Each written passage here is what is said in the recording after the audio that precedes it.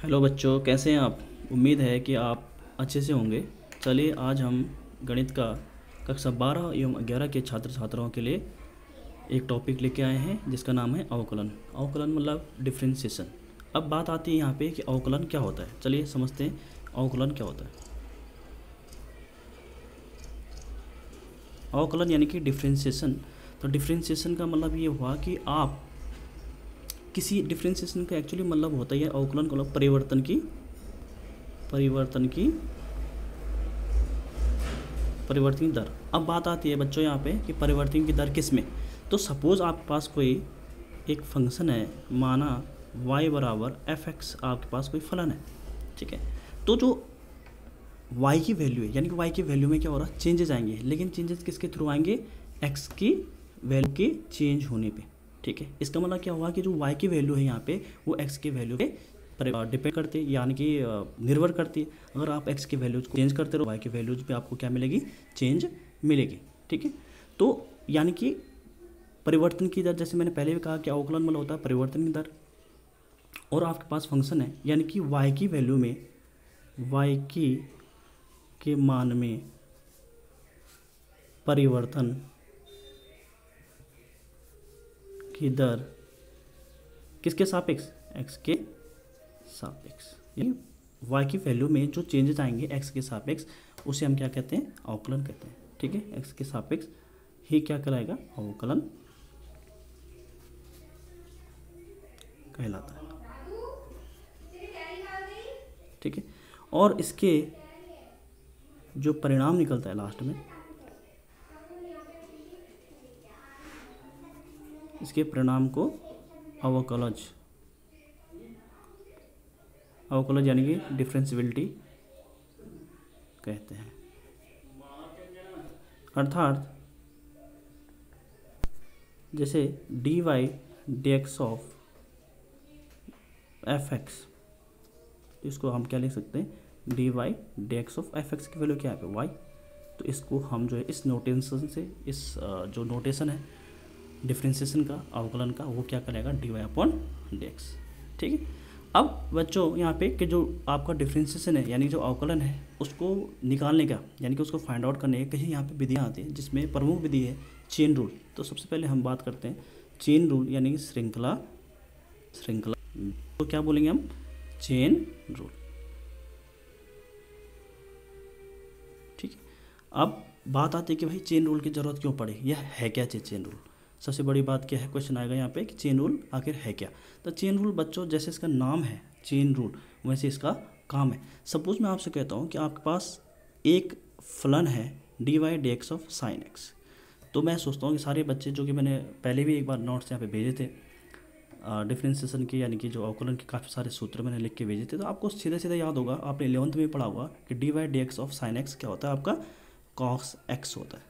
लेकिन बच्चों अगर मैं यहाँ पे ये कर लूँ कि dy dx of sine x square plus 2x, है ना, तो फिर कैसे होगा। तो यहाँ पे आप क्या हो जाएगा, फंस जाओगे।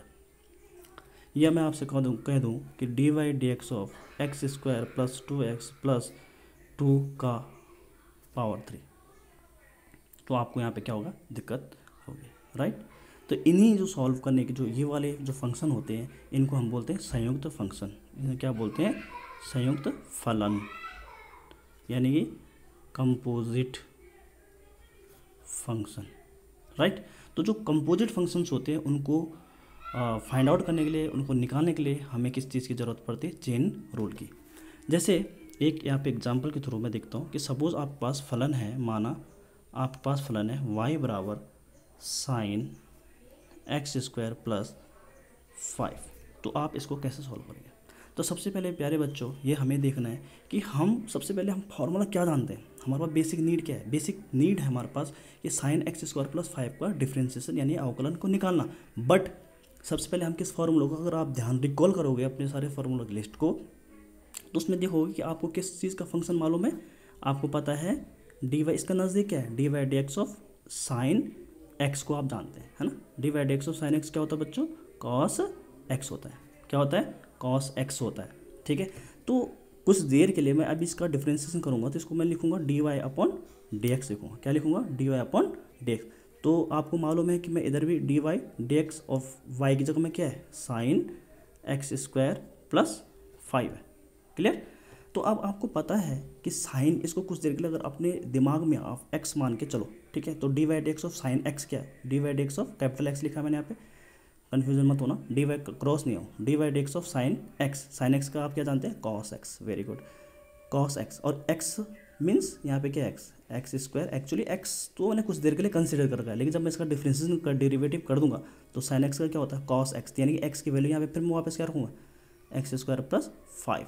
लेकिन अभी आपने सिर्फ साइन x का किया है, ठीक है, इस चीज़ का नहीं किया, जिसको हम क्या करते हैं, इनटू करते हैं और dy dx ऑफ जो उसके साथ बचा हुआ पार्ट है उसका दोबारा सा डेरिवेटिव हम आगे की ओर करते हैं। इसी को हम क्या बोलते हैं, चेन रूल कहते हैं, राइट। अब यहाँ पे आप देखेंगे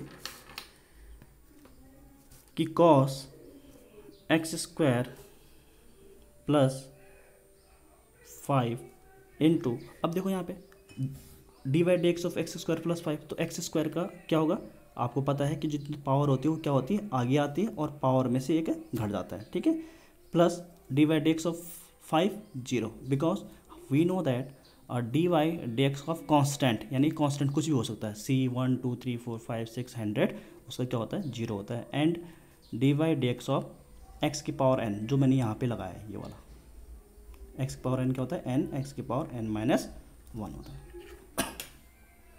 ठीक है बच्चों। तो यहाँ पे आ जाएगा आपका cos x square plus 5 into 2, और 2 पावर कितने हैं, 2x की पावर कितनी है, 2 माइनस 1, तो 2 माइनस 1 यानी कि 1 हो जाएगा, है ना, और 0 तो इसको हम फाइनली क्या लिख सकते हैं, 2x cos x square plus 5, यही आपका क्या होगा, आंसर होगा। तो प्यारे बच्चों, सबसे पहले आपको क्या करना है, फॉर्मूले आपको इसमें क्या करने हैं, फॉर्मूले आपको याद करने हैं, राइट। फॉर्मूले याद रहेंगे तो आप कोई भी क्वेश्चन आप उठा के कर लीजिए। जैसे मैं एक दूसरा क्वेश्चन आपको करके दिखा दूँ, दूसरा example, y equal to cos sine x. तो बच्चों यहाँ पे आपको पता है कि अगर मुझे इसका डी वाई डी एक्स करना है, यानी कि y का, यानी कि जो y है वो फंक्शन है या फलन है, y बराबर कॉस साइन एक्स, तो d y upon d x यानी कि x के सापेक्ष हो रहा है, तो आप इसको कुछ देर के लिए x अपने दिमाग में लीजिए, ठीक है। तो y बराबर क्या हो जाएगा, कॉस एक्स, और आपको पता है आपने फॉर्मूले लिखे होंगे, d y d x of cos x equal to क्या होता है बच्चों, माइनस साइन एक्स होता है, क्या होता है, माइनस साइन एक्स होता है, क्लियर है। तो कॉस एक्स का क्या होगा, माइनस साइन एक्स, और एक्स खुद क्या है यहाँ पे, साइन है ना, तो साइन एक्स लिखेंगे। लेकिन अभी आपने कॉस का किया था डिफरेंशियल, आप आगे बढ़ेंगे, डी वाई इंटू, यहाँ पे इंटू साइन को डॉट लेके चल रहा हूँ मैं, इंटू साइन एक्स, राइट।